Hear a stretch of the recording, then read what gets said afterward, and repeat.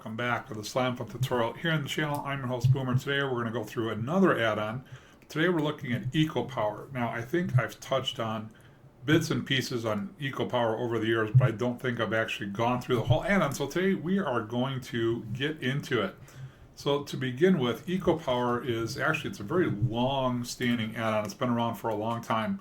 It has some wind turbines, some solar generators. It has the ability to be, again, eco-friendly, right?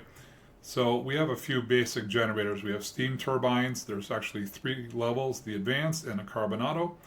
We have wind turbines, again, 3 levels. We have a lightning receptor, which I'm going to try to generate some power with that in a little while. 3 different generators, one that works solely at night, and then 2 more that work day or night with pretty decent powers. For the most part, to me, Eco Power is beginning game. When you're looking to get up and running, this is a way to get you a nice amount of power to start with, especially when you're first beginning. Now, some of these do cost a little bit more to craft, and somebody might question, well, why would I craft a lunar generator to get 256 when this gives me 256 already? It's because you want to craft for the 512 and 1024. And those will get you there. So let's start right into these. So we've got the 3 steam turbine generators. So they require a magma block, source block water, and then a generator. Now, a long time ago, Slimefun used to run a tick was every 0.6 seconds. Today, by default, it's actually 0.5. Because of that and natural vanilla water mechanics, there's a timing problem. So the simple steam turbine generator is supposed to generate 8 joules per second or 4 joules per tick. It still does generate 4 joules per tick. The problem is it doesn't generate on every tick because the brief amount of time it takes for the water to get back as the machine is looking to see if there's a source block underneath it right away. There isn't. It takes a moment and therefore it actually misses the Slimefun tick. So they do generate as per tick as they're supposed to. They just don't generate on every single Slimefun tick.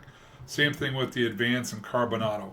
I've tried multiple setups with water on multiple sides, every angle you can possibly think of, and it just can't instantaneously regenerate. And so when the Slimefun tick rate was much higher, there was enough time for the generators to be able to do that.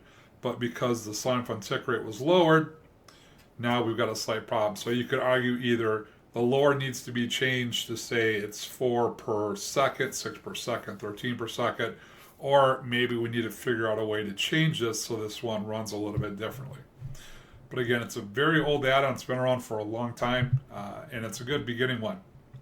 Okay, wind turbines, 10, 22, and 46 joules per second respectively. The only thing, the wind turbine, they have to have 2 oak fences below it, no other kind, must be oak. And they do have to have 1 complete block surrounding it with just air. That way the wind reaches it. Hence why I have my regulators at different depths, just so they didn't interfere with each other. But very simple. They're not that expensive to craft. You might think carbonado, right? People think, oh gosh, carbonado early game. Well, it's not that bad. It's only 2 carbonados. Nothing overly expensive in the beginning. I might argue reinforced alloy a little bit, but it's not a huge deal. All right. You know what? Let's get on the lightning generator right now, the lightning receptor. So I'm going to try to get it to storm. So let's see if I send it to thunder. What we're hoping is that lightning will strike the receptor, and there it did. So during a storm, this is a way to save up power. Now, obviously, it doesn't rain all the time on your server. But with each lightning strike, you can generate between 512 joules and 8,192. I think the highest I've gotten so far was around 6,800. And the lowest was, I believe, what you just saw, 668 joules. So I put a capacitor just to see how much we would get. Let's turn the weather back to clear. But it's a nice way, thunderstorms are going to happen on a server, right? And sometimes you can't reset it, so it's a nice way to store up a little bit extra power. All right, now we're going to look at the high energy solar helmet. This allows you to charge anything. By the way, you don't even have to be wearing it. I simply did this.